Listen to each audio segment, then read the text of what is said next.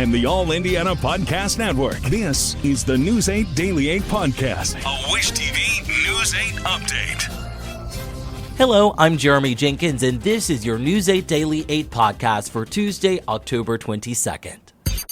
Credit Karma is your evolved financial assistant, making managing your finances simpler and more tailored to you. Join us at creditkarma.com to start your personalized financial journey today and continue to grow with our innovations. Credit Karma. Evolve your finances. It's better over here. AT&T customers, switching to T-Mobile has never been easier. We'll pay off your existing phone and give you a new one free, all on America's largest 5G network. Visit T-Mobile.com/carrier freedom to switch today. Pay off up to $650 via virtual prepaid MasterCard in 15 days. Free phone up to $830 via 24 monthly bill credits plus tax. Qualifying port and trade-in service on Go5G Next and credit required. Contact us before canceling entire account to continue bill credits or credit stop and balance and required finance agreement is due.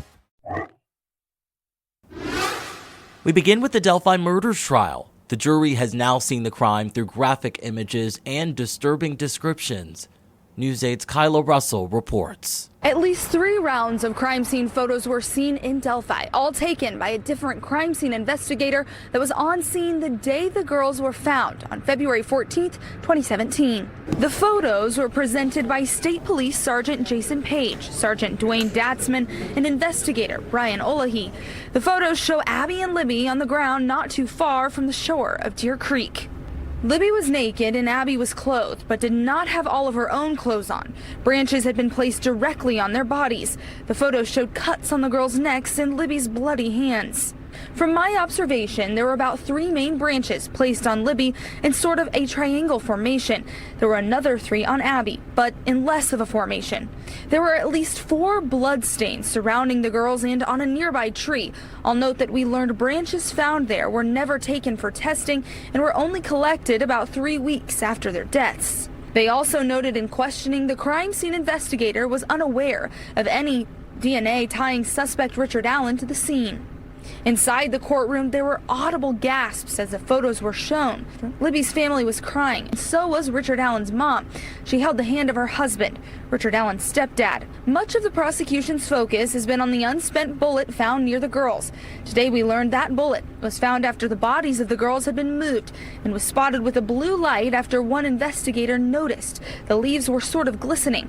We also saw several photos of a cartridge in the ground, but there are no actual photos of a bullet or of it being moved. The bullet was pointed down, investigators say, and the defense focused their questions on 3 main things. If law enforcement was carrying a firearm when responding to the scene, what kind of firearm it was, and what phones worked while on scene. Over the course of the next week, we plan to hear from more law enforcement who were there the day the girls were found. Reporting here in Delphi, I'm Kyla Russell for Wish TV. WishTV.com or follow us on Facebook for updates. Back in Indy, Governor Eric Holcomb is looking to bolster business with a new direct flight to Ireland. It's part of his trade mission overseas. The governor says the bond between Ireland and Indiana and America continues to get stronger. Right now, there are 52 Irish companies in the state already. The governor says accessibility is paramount in business, and it keeps prices down.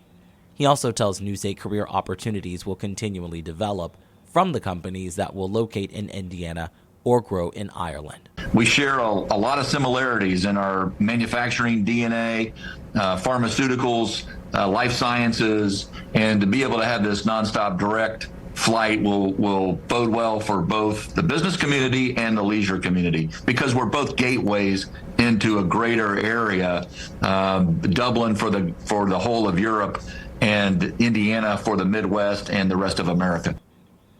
The governor also says this is a major benefit to Hoosiers who want to explore Europe at an affordable price. You can listen to the full unfiltered interview with Governor Holcomb on our website, wishtv.com.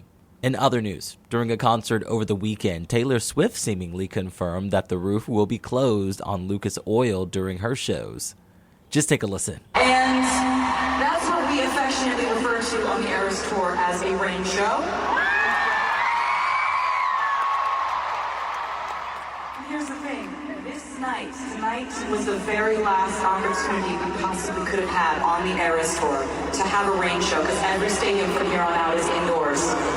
Right now, Lucas Oil Stadium officials have not said whether the windows will be open. If they're closed, it means fans who don't have a ticket likely won't be able to hear the show outside the stadium, something that's now known as tailgating. Let's talk sports. The Colts are playing in primetime this season after all. The NFL says the Colts-Vikings game on November 3rd will be flexed to Sunday night. The game was originally scheduled for 1 that afternoon, but both teams now have winning records since the Colts beat the Dolphins. This will be the first meeting between the Colts and the Vikings since 2022. Well, the Pacers fans will have new food options at Gainbridge Fieldhouse. Some of the new offerings include Hoosier mashed potato bowls, smash burgers, and a kid's meal with a souvenir. It's the basketball that brings people in, but when our fans are here, we want them to have a great experience. So, it sounds corny, but I like to say we have something for everybody. Everything from pizza, hot dogs, and pretzels, up to, fancy tacos and loaded nachos, Italian beef sandwiches. So there really is something for everyone. It's also the 4th year for the Pacers Guest Chef program that will feature signature dishes from 10 local chefs, featuring minority and women-owned businesses. The new food will be available at the Pacers' first home game Sunday against the 76ers. And we wrap things up today with weather. Storm Track 8 says we're in for a sunny and warm day today. Meteorologist Tara Hastings has your News 8 Daily 8 forecast. We're going about 15 degrees above normal. 15 above normal. Yeah, so much of the day today, we're going to be into the upper 70s once again, but we're going to notice some differences, okay? You're going to see maybe a little bit more cloud cover in the sky, and then also the winds are going to pick up too. Okay. So keep that in mind, but those temps are going to quickly climb back up pretty much where we were yesterday. Let me show you a live look here in Carmel, where we do have some of those high-level clouds. You can still see lots of sunshine out there. We're coming in at 59 degrees, almost close to 60 here in Carmel, and we are in the 60s. In Indianapolis at 64, 65 in Bloomington. We're at 66 in Lafayette, 63 in Richmond, and mid-60s right now in Evansville. We're just going to continue to see these temps climb later this afternoon. Now, we do have some of those high-level clouds streaming in across the state right now, across parts of Lafayette, also Indianapolis, with some thicker clouds just off to the west of us. We have a little system that's going to move through during the day today. I don't think it's going to bring us any rain. At times, we may just see a little bit of cloud cover, but the winds are going to pick up a bit here.